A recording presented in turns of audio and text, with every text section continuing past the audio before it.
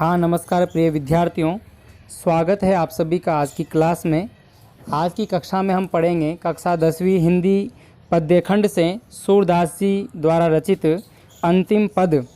ये पद गद्य शैली में है, शुद्ध साहित्यिक ब्रजभाषा में है और इस पद में गोपियों के द्वारा श्री कृष्ण पर कटाक्ष किया गया है। कटाक्ष क्या किया गया है यह आपको समझना है। कटाक्ष क्यों किया गया है इस बात पर आपको ध्यान रखना है कि जब आपको पता है कि पहले मैं सारी कहानी आपको बता चुका हूँ, जब श्री कृष्ण मथुरा जाकर वहाँ का राजकाज संभाल लेते हैं, राजकाज में व्यस्त हो जाते हैं और यहाँ पर उनके विरह में तड़पती हुई गोपियाँ जब उनके विरह व्यथा को झेलती हुई उनके आगमन की प्रत्याशा में अपने अवधि को जैसे तैसे काट रही है, उनके हृदय की पीड़ा को केवल इसी आधार पर उन्होंने अपने आप को ढांढस बंधाया हुआ है कि एक न एक दिन श्री कृष्ण लौटकर जरूर आएंगे। लेकिन जब श्री कृष्ण स्वयं न आकर उद्धव द्वारा योग संदेश, ज्ञान का संदेश भेजते हैं, तब गोपियों के हृदय पर कुठाराघात होता है, उनका हृदय विदीर्ण हो जाता है और वे उनकी जो विरह व्यथा थी वो और अधिक बढ़ जाती है, उनकी विरहाग्नि धधक उठती है और तब उनके मन से जो उद्गार उत्पन्न होते हैं वे उद्धव को सुनाने के माध्यम से अभिव्यक्त होते हैं। और यहाँ पर सूरदास जी ने गोपियों की वाक चातुर्य के, उनके वाक कौशल का, उनके तर्कों का, उनके जो तर्क दिए गए हैं उस कुशलता का यहाँ पर पता चलता है कि गोपियाँ तर्क देने में कितनी प्रवीण हैं। आइए हम देखते हैं पहला पद जिस प्रकार है। हरि है राजनीति पढ़ियाए, समुझी बात कहत मधुकर के, समाचार सब पाए। इक अति चतुर होते पहिले ही, अब गुरु ग्रंथ पढ़ाए। बड़ी बुद्धि जानी जो उनकी, जोग संदेश पठाए। उधो भले लोग आगे के, पर हित डोलत धाय। अब अपनी मन फेर पाइए, चलत जो होते चुराए। ते क्यों अनीति करे आपुन, जे और अनीति छुड़ाए।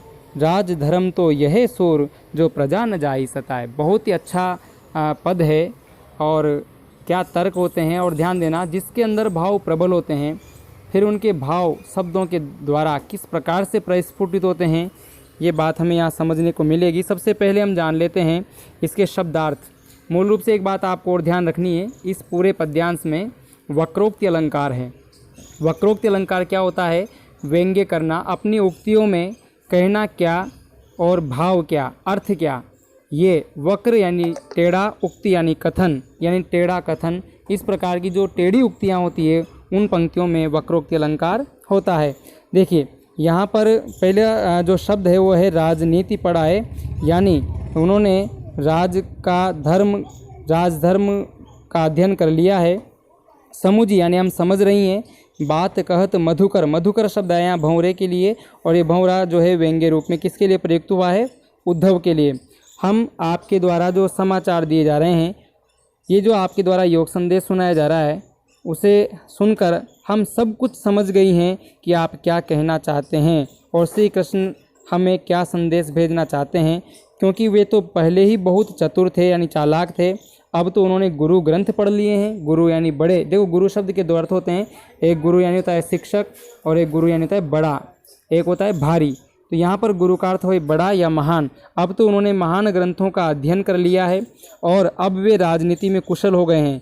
हमें ऐसा लगता है कि कहीं वे अब प्रेम के साम्राज्य में भी राजनीति ही करना चाहते हैं। बड़ी बुद्धि जानी जो उनकी, हाँ उनकी बहुत बुद्धि की विशालता का परिचय दिया है उन्होंने, जो हमारे लिए योग का संदेश भेजा है। यहाँ व्यंग्य रूप में गोपियाँ क्या कहना चाहती है? उनकी क्षीण बुद्धि का पता लगता है, उनकी जो है बुद्धि की अल्पता का पता लगता है। व्यंग्य रूप में ये कहना चाहती है। वैसे तो कहा है कि उनकी महान बुद्धि का पता लगता है कि उन्होंने हमारे लिए योग संदेश भेजा है। उधो भले लोग आगे के, जो पहले के लोग थे वो बहुत भले थे और जो यदि वे इधर उधर घूमते भी थे तो पर हित, दूसरों का हित यानी भला करने के लिए इधर उधर डोलते थे यानी घूमते थे। पर अगर आप हमारा हित चाहते हो तो एक काम हमारा कर दीजिए, अब अपनों मन फेर पाइए। अब तो केवल हमारा उस मन को वापस पाना चाहती हैं जिस मन को, जिस दिल को जाते समय वे चुरा कर ले गए थे। चलत जू, चलत यानी जाते हुए, जो यानी वे, हुत यानी थे, चुरा यानी चुरा कर ले गए थे, उस मन को हम वापस पाना चाहती हैं, क्योंकि एक मन था वो जाते समय चुरा कर ले गए। अब हम किस आधार पर जीवित रहें? हमारा चैन सुकून सारा ही नष्ट हो गया है। राजधर वे क्यों अनीति करे आपुन, यानी ते यानी वे, क्यों यानी क्यों, किस लिए, अनीति यानी अन्याय, करे आपुन अपने लोगों से, अपने प्रियजनों से इस प्रकार का अन्याय क्यों कर रहे हैं? वे क्यों अनीति जे और अनीति छुड़ाएं। अरे राजा तो दूसरों को अन्याय से मुक्ति देता है, तो फिर यदि वे राजा बन गए हैं, अगर अब हमारे प्रेमी भी नहीं रहे हैं तो राजा तो हैं, और राजा का तो कर्तव्य ही दूसरों को अन्याय से मुक्ति दिलाना है, तो फिर हमारे साथ वो इतना अन्याय से मुक्ति दिलाते हैं। तो इस प्रकार से शब्दार्थ बताए मैंने।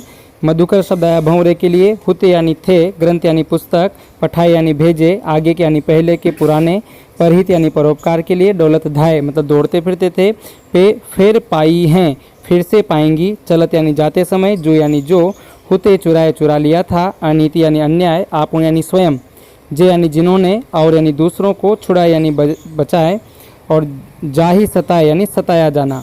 तो अब देखिए हम करते हैं व्याख्या। गोपियाँ कहती है कि हे उद्धव, हमें लगता है कि श्री कृष्ण ने अब राजनीति पढ़ ली है।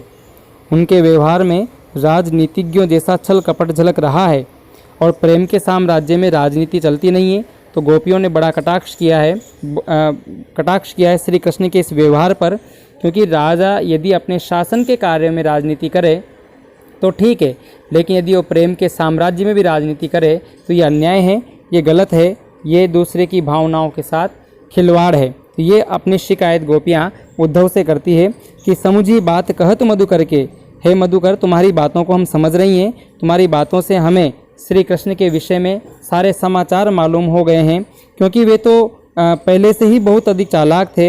अब तो उन्होंने राजनीति शास्त्र का अध्ययन कर लिया है, उनकी महान बुद्धि का परिचय दिया उन्होंने, जो हमारे लिए इस प्रकार से योग संदेश भिजवाया है। क्योंकि वो कितने बुद्धिमान हो गए हैं, यह तो इसी से सिद्ध हो रहा है कि हम प्रेम की उपासिकाओं के लिए उन्होंने योग का संदेश भिजवाया है। आपको वे कपट भरी योग की बातें, आपकी ये कपट भरी योग की बातें हमें श्री कृष्ण से विमुख नहीं कर पाएंगी।